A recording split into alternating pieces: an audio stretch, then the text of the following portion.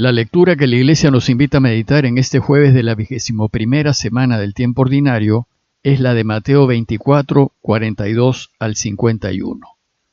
Les leo el texto. Jesús habló diciendo: Estén prevenidos porque ustedes no saben qué día vendrá su Señor. Entiéndanlo bien, si el dueño de casa supiese a qué hora de la noche va a llegar el ladrón, velaría y no dejaría perforar las paredes de su casa. Ustedes también estén preparados, porque el Hijo del Hombre vendrá a la hora menos pensada. ¿Cuál es entonces el servidor fiel y previsor a quien el Señor lo ha puesto al frente de su personal para distribuir el alimento en el momento oportuno? Feliz aquel servidor a quien su Señor al llegar encuentre ocupado en este trabajo. Les aseguro que lo hará administrador de todos sus bienes.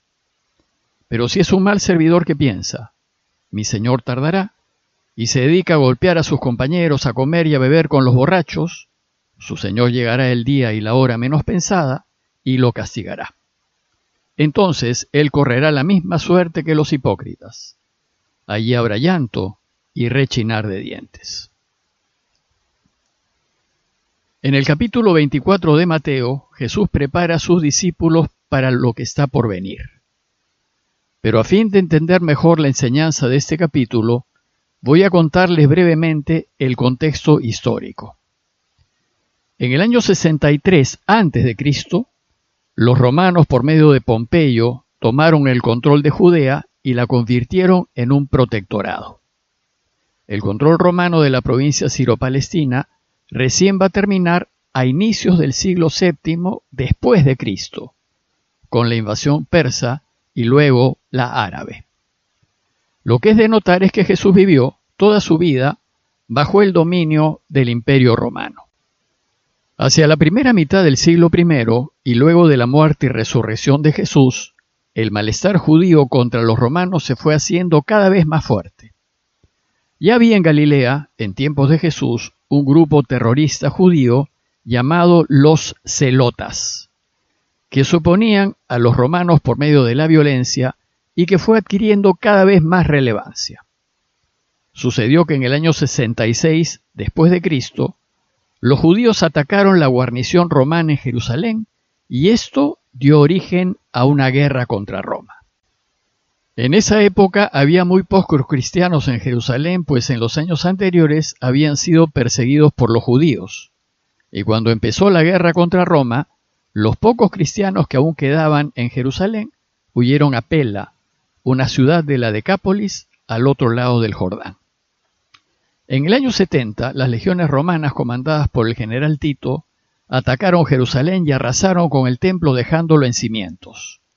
Y Jerusalén quedó en escombros. A este hecho histórico se le conoce como la caída de Jerusalén. La destrucción del templo fue una verdadera catástrofe para el pueblo de Israel, pero también lo fue para todos aquellos judíos que se habían convertido al cristianismo. Bueno, pues cuando Mateo escribió su evangelio, en torno al año 90 después de Cristo, la dolorosa experiencia de la destrucción de Jerusalén estaba muy viva en el corazón de los judeocristianos. Y este acontecimiento va a servir a Mateo de trasfondo para sus capítulos 24 y 25. De forma que la destrucción de Jerusalén y del templo se convierten en metáforas de lo que será el fin del mundo. Y servirá de advertencia para que los cristianos estén preparados para el último día. Pero hay otro contexto más religioso que es necesario tomar en cuenta.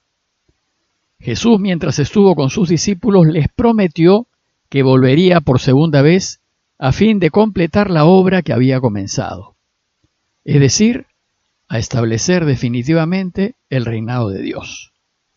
Por tanto, mientras la Iglesia espera su segunda venida, su tarea es seguir impulsando el reinado de Dios.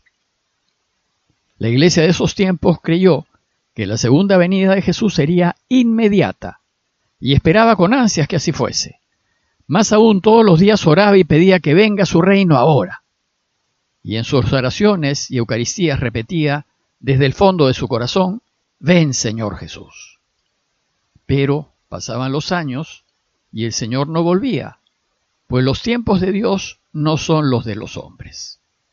Y el retraso de la vuelta del Señor había hecho que los cristianos se empezasen a enfriar, a ser negligentes y a abandonar las exigencias del camino cristiano. Entonces Mateo, en la primera parte de su capítulo 24, busca reafirmar la certeza de que vendrá por segunda vez como lo prometió.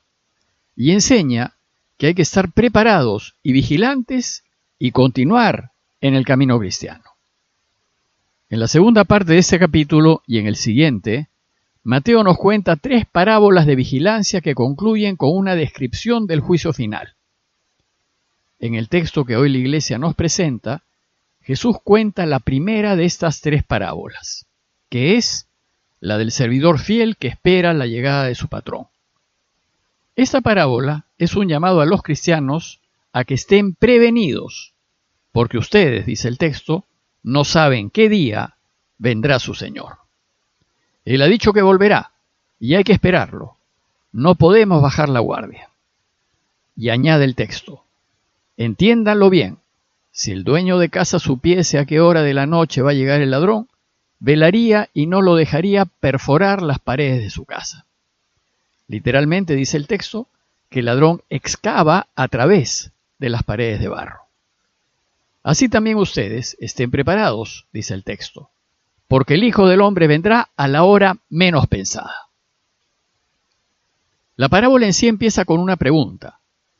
¿Cuál es entonces el servidor fiel y previsor a quien el Señor ha puesto al frente de su personal para distribuir el alimento en el momento oportuno? Esos servidores fieles de la parábola son los responsables de las comunidades cristianas. Y ellos deben ser los primeros en estar vigilantes y atentos a la llegada del Señor. Dice Jesús, feliz aquel servidor a quien su Señor, al llegar, encuentre ocupado en este trabajo, pues les aseguro que lo hará administrador de todos sus bienes. Es deber de los responsables de las comunidades preocuparse de los miembros de sus comunidades. Si lo hace, será feliz, pues cuando el Señor venga por segunda vez, lo premiará. Pero sucedía que en tiempos de Mateo, la situación real de las comunidades era otra, pues el retraso de su segunda venida había vuelto negligentes a muchos de los responsables.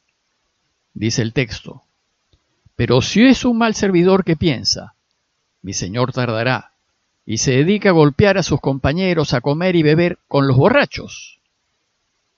Este verso resalta el pecado de algunos responsables de la Iglesia, que en lugar de vivir según los valores de Jesús, viven según los valores del mundo. La expresión mi Señor tarda refleja el sentimiento de la comunidad de Mateo.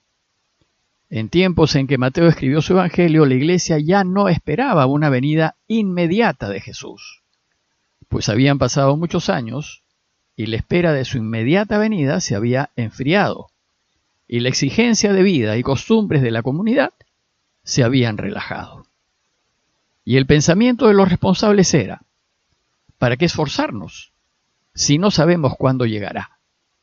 Pero, dice el texto, su Señor llegará el día y la hora menos pensada y lo castigará. Esto sucederá no solo cuando venga el final de los tiempos, sino al momento de la muerte de cada uno. Mateo busca enseñarnos que no podemos bajar la guardia, que debemos seguir atentos, pues Jesús volverá por segunda vez y volverá en cualquier momento. Y también, en cualquier momento podemos morir. Por tanto, no podemos relajarnos, y menos los responsables de las comunidades. Tienen que estar vigilantes y mantener la atención de su segunda venida. Si los responsables se relajan, ello hará que la exigencia moral de sus comunidades se relaje. Y entonces correrá la misma suerte que los hipócritas, dice el texto. No disfrutarán de la felicidad eterna, y más bien habrá llanto y rechinar de dientes. Hoy la Iglesia sigue afirmando que el Señor volverá por segunda vez. El hecho de que se haya retrasado tanto no significa que no volverá. Lo hará, y cuando vuelva con todo poder y gloria, derrotará definitivamente al mal y entonces reinará para siempre.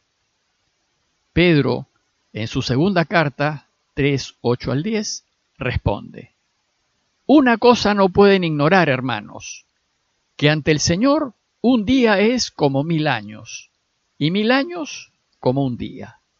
No se retrasa el Señor en el cumplimiento de la promesa como algunos lo suponen, sino que usa de paciencia con ustedes, no queriendo que algunos perezcan, sino que todos lleguen a la conversión. Nosotros debemos seguir viviendo en la verdad y en la justicia, como se espera de los cristianos, convencidos de que en cualquier momento volverá como lo ha prometido. Y ojalá sea hoy. Y ojalá nos encuentre ocupados en el trabajo que nos ha encomendado, pues dice Jesús, les aseguro que lo hará administrador de todos sus bienes. Pidámosle pues al Señor que nos dé su gracia, para que mantengamos viva la esperanza de su segunda venida, para que esa esperanza nos haga desprendidos y que no nos interesen las pérdidas que podríamos sufrir por mantenernos en su luz, y para que mientras vuelve, sigamos trabajando para extender su reinado. Parroquia de Fátima, Miraflores, Lima.